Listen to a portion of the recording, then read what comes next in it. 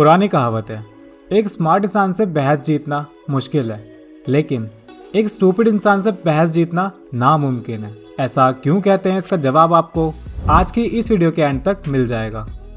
आपकी लाइफ में भी कुछ लोग ऐसे होंगे जिनको लगता है कि वो काफ़ी स्मार्ट हैं, किसी स्पेसिफिक काम को उनसे अच्छा कोई नहीं कर सकता, पर रियलिटी कुछ और होती है।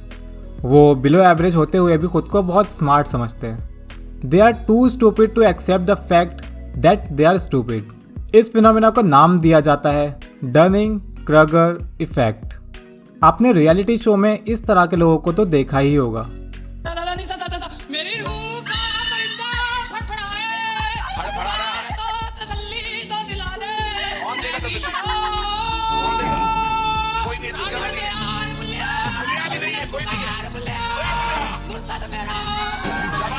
इसमें कुछ तो स्क्रिप्टेड होता है, पर काफ़ी सारे लोग होते हैं जिन्हें लगता है कि वो एक्चुअली अच्छा गा रहे हैं और उन्हें ऑडिशन देना चाहिए।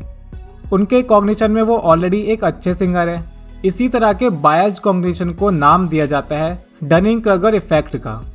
आज की ये वीडियो काफ़ी इंटरेस्टिंग होने वाली है। इसमें हम बात करेंगे इसी डनिंग क्रगर इफेक्ट के बारे में और आपको बताएंगे कि क्यों स्टूपिड लोगों को लगता है कि वो स्मार्ट हैं।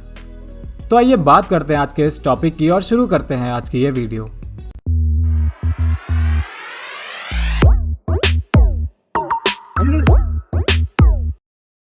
नाइनटीन 1995 में एक आदमी ने सिटी के 2 बड़े बड़े बैंक्स में लूट कर ली, वो भी दिन दहाड़े। उसने अपना फेस भी कवर नहीं किया हुआ था, मास्क भी नहीं पहना था, या ऐसा उसने कुछ भी नहीं किया था जिससे उसकी आइडेंटिटी छुपी रहे। इवन वो सर्विलांस कैमरा के सामने खड़ा होकर बड़ी सी स्माइल भी देता है। अब जब क्लियरली वो कैमरे में कैप्चर हो चुका था, तो उसी रात पुलिस ने उस रॉबर को ढूंढ लिया, अरेस्ट कर लिया। जब उस रॉबर को हैंडकफ पहनाए जा रहे होते हैं तो वो बड़ा सरप्राइज होता है और कुछ बड़बड़ाने लगता है, लाइक मैंने तो लेमन जूस लिया हुआ था। उस रॉबर को लगता था कि लेमन जूस अपने फेस पर लगाने से वो इनविजिबल हो जाएगा। मे बी उसने टॉम एंड जेरी के एपिसोड में देखा हो। Just kidding. उसने सिर्फ ये सोचा नहीं था, उसे इस बात पर पूरा कॉन्फिडेंस था कि वो लेमन जूस यूज करके इनविजिबल बन चुका है। उसने कहीं पढ़ा था कि लेमन जूस का यूज इनविजिबल इंक बनाने के लिए किया जाता है, तो इस बात को वो सच मान चुका था। ऑब्वियसली ये काफ़ी बेवकूफ़ी वाली बात है, लेकिन वो इस बात पर 100% श्योर था कि वो इनविजिबल है।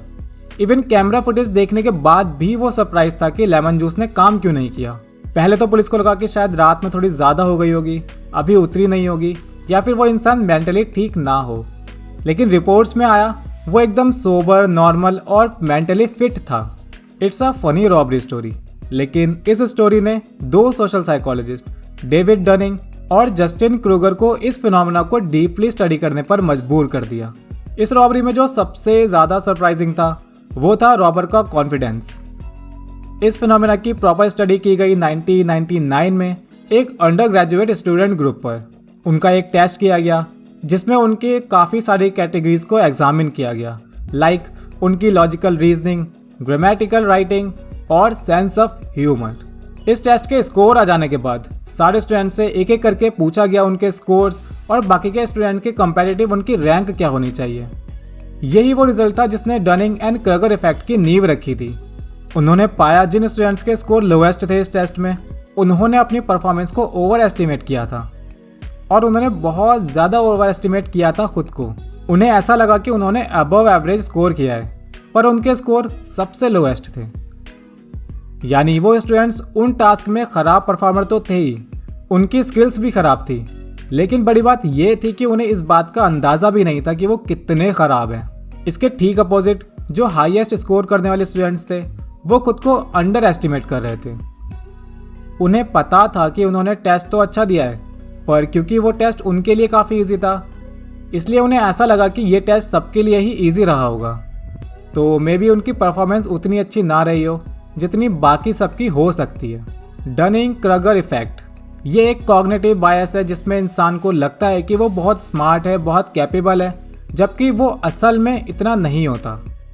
पुअर सेल्फ अवेयरनेस और लो कॉग्निटिव एबिलिटी का ये जो डेडली कॉम्बिनेशन होता है वो स्टूपिड लोगों को खुद को ओवर एस्टिमेट करने पर मजबूर कर देता है। 3 बेसिक पॉइंट होते हैं जो ये प्रूव करते हैं कि आप या फिर कोई सामने वाला इंसान इस इफेक्ट के अंडर आता है। सबसे पहला है over estimate their own skills. अगर वो अपनी स्किल्स को किसी भी तरह से ओवर एस्टिमेट करते हैं या वो बिलीव करते हैं कि उनसे बेहतर इस फील्ड में कोई नहीं है या इस काम को उनसे बेहतर कोई नहीं कर सकता, वो फील्ड कोई भी हो, सिंगिंग, एक्टिंग, कोई प्रोफेसर या कोई ड्राइवर, अगर वो खुद को या अपनी स्किल्स को ओवर एस्टिमेट कर रहे हैं तो ये क्लियर है कि वो इस फैक्ट के अंदर आते हैं। दूसरा पॉइंट है fail to recognise other skills. इस तरह के लोग सामने वाले इंसान के जेन्युइन स्किल्स या फिर जेन्युइन टैलेंट को भी रिकॉग्नाइज नहीं करते या फिर देख के भी अनदेखा कर देते हैं। उन्हें लगता है कि उनके सामने दूसरे इंसान की स्किल्स बहुत कम है। थर्ड पॉइंट आता है fail to recognise their own mistakes. इस तरह के लोग अपनी मिस्टेक्स को मानते ही नहीं हैं और वो नहीं मानते कि उनमें स्किल्स की कमी है। उन्हें ऐसा लगता है कि वो परफेक्ट हैं और उन्हें इम्प्रूवमेंट की कोई ज़रूरत नहीं है। इस बात को इस तरह से समझा जा सकता है, जिन लोगों के पास थोड़ी नॉलेज होती है वो जल्दी ओवर कॉन्फिडेंट हो जाते हैं। इस ग्राफ से आप समझ सकते हैं जिनके पास कम नॉलेज है वो ज़्यादा कॉन्फिडेंट हैं, जिसके पास एवरेज नॉलेज होती है वो थोड़े कॉन्फिडेंट होते हैं क्योंकि उन्हें पता होता है there is lot of things to learn yet. इसीलिए सिंगिंग रियलिटी शो में जो लोग आते हैं उन्हें इस बात का अंदाज़ा नहीं होता कि उनके पास वो स्किल्स ही नहीं है। जो लोग सिंगिंग में बुरे होते हैं उन्हें एक्चुअली ये रियलाइज़ ही नहीं होता कि वो कितने बुरे हैं, उनमें स्किल्स की कितनी कमी है। इसीलिए जब उन्हें रिजेक्शन मिलता है तो वो बहुत ज़्यादा डिसअपॉइंटेड फील करते हैं। सच्चाई ये है कि हम सभी लोग खुद के बारे में ओपिनियन बनाने में एक्यूरेट नहीं होते। दूसरों के बारे में ओपिनियन बनाना बहुत ईजी काम है, खुद को इवेल्युएट करना उतना ही ज़्यादा मुश्किल है। यही रीज़न है कि मोस्टली लोग, स्पेसिफिकली बोले तो mostly content creator, constructive criticism को भी हेट समझते हैं। उन्हें लगता है कि उन्हें क्रिटिसाइज़ करने वाला हर इंसान उनका हेटर है। खैर, हमारा कमेंट सेक्शन हमेशा ओपन है आपके एप्रिसिएशन और क्रिटिसिज्म दोनों के लिए। तो अभी आपको समझ आ गया होगा कि क्यों स्टूपिड लोग खुद को स्मार्ट समझते हैं और स्टूपिड इंसान से बहस जीतना नामुमकिन क्यों है। इस टॉपिक पर थोड़ा सीरियसली ध्यान दीजिए और देखिए कहीं आप भी डनिंग क्रगर इफेक्ट के विक्टिम तो नहीं। होपफुली आपको ये वीडियो पसंद आई होगी। वीडियो पसंद आई हो तो वीडियो को लाइक कीजिए और शेयर कीजिए अपने दोस्तों के साथ। ऐसे ही इन्फॉर्मेटिव और इंटरेस्टिंग वीडियोस देखने के लिए सब्सक्राइब कीजिए द साइकोलॉजी क्लासेस को।